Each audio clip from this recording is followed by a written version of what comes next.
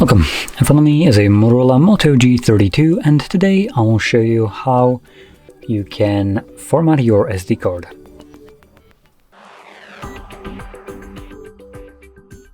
So to get started you want to open up your settings.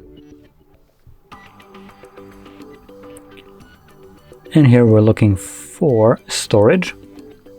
And then you want to scroll down. Apparently not. Oh, there we go. We have this drop down where it says this device. You want to click on it and then select SD card. And it asks you where you want to open it up with, but I think we can ignore this and yep, select format from here. It will bring up a message that formatting removes everything from the SD card, so if you keep anything on it that you don't want to get rid of, make a backup copy of it before you begin. Now, I'm not exactly certain what I have on my card, so I'm going to refrain from actually formatting it, but in your case, all you need to do is just press on Format SD card. It will begin formatting it, and this process only takes like 5 to 10 seconds to finish up. Once it's finished, the card is then formatted and automatically ready to be used once again.